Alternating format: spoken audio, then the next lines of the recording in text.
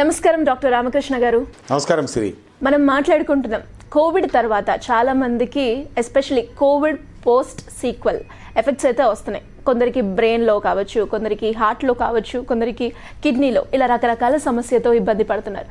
మరి ఈ కోవిస్ట్రమ్ ఏ విధంగా పనిచేస్తుంది హార్ట్లో ఎస్పెషల్లీ? మంచి ప్రశ్న అడిగావు సిరి. ఇవాళ మనం చెప్పుకునేటువంటి post acute sequel of COVID-19 వాటిలో ముఖ్యంగా ఏంటంటే కార్డియోవాస్కులర్ ప్రాబ్లమ్స్ రికరెంట్గా వస్తున్నాయి మనుషుల్లో.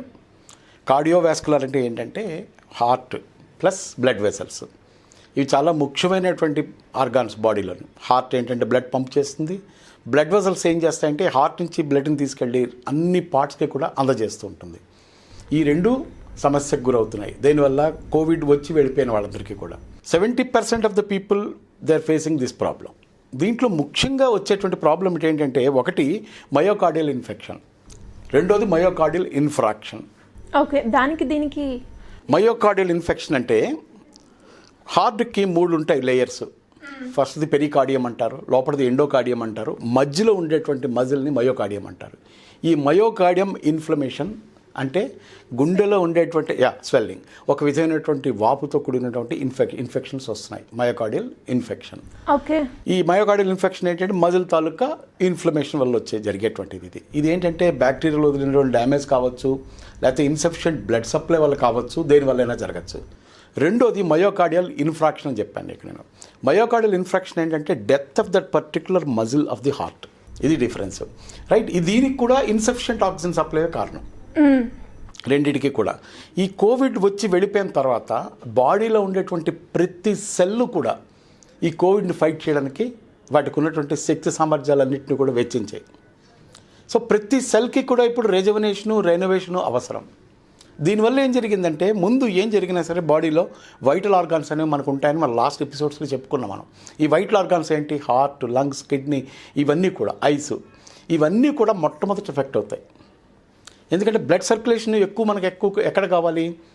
బ్రెయిన్కి కావాలి 60%. బట్ బ్లడ్ని సప్లై చేసేటువంటి మెయిన్ ఆర్గాన్ ఏంటి? లేదా ఓన్లీ వన్ ఆర్గాన్ ఏంటంటే మనకి హార్ట్. అది ఒక్క సెకండ్ కానీ ఫ్రాక్షన్ ఆఫ్ సెకండ్ కూడా అది నిద్రించేందుకు అవకాశం లేదు. మనిషి పుట్టిన దగ్గర నుంచి మనిషి అంతం పొందే వరకు కూడా హార్ట్ పనిచేస్తూనే ఉండాలి. ఆ హార్ట్ మజిల్స్ వీక్ అయిపోయి మన లాస్ట్ ఇంట్రడక్టరీ ఎపిసోడ్లో చెప్పుకున్నాం. కోవిడ్ మహమ్మారి కానప్పటికీ కూడా మహమ్మారిగా తయారు చేశారు అని. నా ఉద్దేశం ఏంటంటే డెత్ రేట్ ఎక్కువగా ఉంటేనే మహమ్మారి అంటారు. డెత్ రేట్ అంతగా లేదు. తర్వాత సబ్సిక్వెంట్గా WHO ఏమనౌన్స్ చేసింది? కోవిడ్ అంత ప్రమాదకరమైంది కాదు అని అనౌన్స్ చేసింది. కానీ కోవిడ్ వదిలి వెళ్ళినటువంటి ఈ కాంప్లికేషన్స్ ఉన్నాయి చూసా కదంబలు, ఇవి చాలా ప్రమాదకరమైనవి. ఎందుకంటే చాలా కాలం వెంటాడతాయి. ఎట్టి పరిస్థితుల్లో కూడా ఈ కాంప్లికేషన్స్ నుంచి బయటపడాలంటే నీ బాడీకి సఫిషియెంట్ ఇమ్యూనిటీ కావాలి. ఆ ఇమ్యూనిటీ ఏంటి? వీటిని ఎదుర్కొనే శక్తి. తర్వాత నీ బాడీలో ఉన్నటువంటి ప్రతి సెల్లు ఏం చెప్పాను, దాని తాలూకా శక్తి సామర్థ్యాలన్నింటినీ కూడా ఈ కోవిడ్ వైరస్ని ఫైట్ చేయడానికి వెచ్చించేయని చెప్పుకున్నాం కదా మనం. దాన్ని మళ్ళీ రెజువనేట్ చేయాలి, రీఇన్ఫోర్స్ చేయాలి, దాన్ని మళ్ళీ రీఇగ్నేట్ చేయాలి. వీటన్నిటికీ ఒక మంచి ప్రోడక్ట్ గురించి మనం చెప్పుకుంటున్నాం కదా, అదే కోవిస్ట్రమ్. ఈ కోవిస్ట్రమ్ ఎక్కడి నుంచి తయారవుతుందని చెప్పాను మీకు నేను. ఆవు తాలూకా మొదటి పాలు, ప్రసవించిన తర్వాత వచ్చినటువంటి మొదటి పాలు నుంచి దీని ట్యాబ్లెట్ల కింద తయారు చేస్తున్నాం. ఇప్పుడు మనం ఏం చెప్పుకున్నాం? మయోకార్డియల్ ఇన్ఫెక్షన్ చెప్పుకున్నాం. మయోకార్డియల్ ఇన్ఫెక్షన్ వల్ల ఏం జరుగుతుందంటే easy fatigability, sufficient blood supply కాదు. ఎందుకంటే మజిల్ హార్ట్ తాలూకా శక్తి అంతా దాని తాలూకా మజిల్లోనే ఉంటుంది. ఆ మజిల్ ఎప్పుడైతే వీక్ అయిపోయిందో లేకపోతే ఇన్ఫ్లేమ్ అయిందో అది పనిచేయడానికి కొంచెం ఇబ్బంది పడుతుంది. దానివల్ల ఏం జరుగుతుంది? Insufficient blood supply. మయోకార్డియల్ ఇన్ఫ్రాక్షన్లో కూడా ఇవే ప్రాబ్లమ్స్ వస్తాయి. ఫెటిగబిలిటీ, మీకు పొద్దున్నే లేవాలని ఫ్రెష్నెస్ ఉండకపోవడం. తర్వాత కార్ డ్రైవ్ చేస్తున్నప్పుడు కూడా అనార్డర్ టైమ్స్ అంటే ఆడ్ టైమ్స్ అంటాం మనం, ఒక నిద్ర లాంటిది రావడం. ఇవన్నీ కూడా ఈ మయోకార్డియల్ ఇన్ఫెక్షన్ తాలూకా సిమ్టమ్స్ అనుకోవచ్చు. ఇవి కోవిడ్ తర్వాత వచ్చిన వాటిలో మరీ ప్రస్ఫుటంగా ఉంటాయి.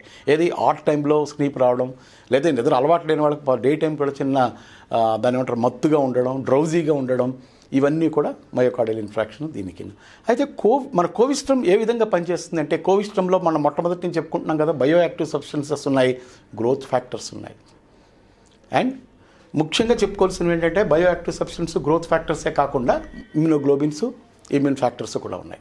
వీటిలో ఇమ్యూన్ ఫ్యాక్టర్స్లో మనం ముఖ్యమైనది ఏం చెప్పుకున్నాం మనం? IgG అని చెప్పుకున్నాం. ఇవన్నీ కూడా collectively they contribute to repair this particular problem. ముఖ్యంగా మయోకార్డియల్ ఇన్ఫెక్షన్లో ఏం జరుగుతుందంటే మజిల్ తాలూకా ఇన్ఫ్లమేషన్ తగ్గాలి. కొలెస్ట్రామ్కి యాంటీ ఇన్ఫ్లమేటరీ ఎఫెక్ట్ ఉంది అని మనం మొదటి నుంచి చెప్పుకున్నాం. ఆ యాంటీ ఇన్ఫ్లమేటరీ యాక్షన్ ఇక్కడ పనిచేసి మజిల్ తాలూకా ఇన్ఫ్లమేషన్ తగ్గిస్తుంది. అయితే ఇదేంటంటే బాడీకి స్ట్రెంగ్త్ని పెంచుతూ జరగాలి. ఇది ఏదైనా మా హార్ట్ తాలూకా మజిల్స్ వాపు తగ్గిందికి ఇంకేదైనా మీరు వాడచ్చు కదా అని అనొచ్చు. కానీ ఇక్కడ ఏం కావాలి, మజిల్స్కి స్ట్రెంగ్త్ ఇస్తూ ఆ మజిల్ తాలూకా ఇన్ఫ్లమేషన్ తగ్గించాలి. ఒక్క కోవిస్ట్రమ్ మాత్రమే ఓకే, ఇది రెండు రకాలుగా మనకి పనిచేస్తుంది. ఇంకోటి నేను చెప్పాను, మయోకార్డియల్ ఇన్ఫ్రాక్షన్ అని చెప్పాను, death of the particular muscle tissue. ఇది ఇన్ఫ్రాక్షన్ ఏజ్ కూడా చెప్పలేరు, అదొక పెద్ద ప్రాబ్లం. అయితే కోవిడ్ వదిలి వెళ్ళిపోయినటువంటి ఒక మనకు ఆస్తనండి, చిరాస్తనండి, శరాస్తనండి, ఇదే ఏది ఈ పోస్ట్ కోవిడ్ సీక్వెన్సెస్ అనమాట. అందులోని ఈ పర్టికులర్ కండిషన్ ఉంది కదా, మయోకార్డియల్ ఇన్ఫ్రాక్షన్ అనేది. దీనివల్ల ఏం జరుగుతుందంటే వాళ్ళకి ఈసీజీలో ఎస్టీ సెగ్మెంట్ ఎలివేషన్ అని చెప్పుకుంటాం. ఎస్టీ సెగ్మెంట్ ఎలివేషన్ బట్టి వీళ్ళు లెక్క పెడతారు. బట్ మెయిన్ రూట్ కాజ్ ఏంటి, మనకు కోవిడే. అఫ్కోర్స్ అది ఈజీగా డాక్టర్లు పసిగట్టగలుగుతారు. ఈ కోవిస్ట్రమ్ మీద ఆ పర్టికులర్ కండిషన్లో పేషెంట్ని స్టడీ చేసినప్పుడు కోవిస్ట్రమ్ రోజు ఒక ట్యాబ్లెట్ వేసుకుంటే అతి తొందరగా వాళ్ళు రికవర్ అయ్యే అవకాశాలు ఉన్నాయి. మయోకార్డియల్ ఇన్ఫెక్షన్ అవ్వచ్చు. ఇది డిపెండింగ్ అపాన్ ద ఇన్ఫ్రాక్షన్. అంటే మజిల్ డెత్ చిన్న పిసర జరిగిందా, పెద్దది జరిగిందా, ఎక్కువ జరిగిందా, అది మామూలు కండిషన్ బట్టి వాళ్ళ తాలూకున్నటువంటి లక్షణాలను బట్టి తెలిసిపోతుంది. దీన్ని ఏంటంటే కనీసం నా ఉద్దేశంలో ఈ మయోకార్డియల్ ఇన్ఫెక్షన్లో 6 to 7 months ఈ ట్యాబ్లెట్ రోజు ఒకటి చొప్పున వేసుకోవాల్సి వస్తుంది. Even none prolonged use also no problem. ఎందుకంటే ఆవు తాలూకా మొదటి పాలు నుంచే దీన్ని తయారు చేస్తున్నాం కాబట్టి it is nothing but taking milk only. అంచేత సంవత్సరం వాడినా ప్రాబ్లమే లేదు. మార్నింగ్ ఆర్ ఈవినింగ్, రాత్రి పడుకునేటప్పుడు ఒక ట్యాబ్లెట్ వేసుకుంటే సరిపోతుంది. ఇది అమలు ఇవాళ మనం 2 చెప్పుకున్నాం కదా. ఈ కార్డియోవాస్కులర్ ప్రాబ్లమ్స్లో ముఖ్యంగా వచ్చేవి ఏది myocardial infection and myocardial infarction గురించి చెప్పుకున్నాం. నెక్స్ట్ ఎపిసోడ్లో అంటే రాబోయే అధ్యాయంలో మనం ఏం చెప్పుకుందాం అంటే రైట్ వెంట్రికులర్ డిస్ఫంక్షన్, మరోది ఎరిథ్మియాసిస్. ఈ రెండింటి గురించి మనం నెక్స్ట్ ఎపిసోడ్లో మాట్లాడుకుందాం. మనం చెప్పుకునేటువంటి గోసూక్తంతో గోరక్ష స్తోత్రంతో ఇవాళ ఎపిసోడ్ని కంక్లూడ్ చేద్దాం.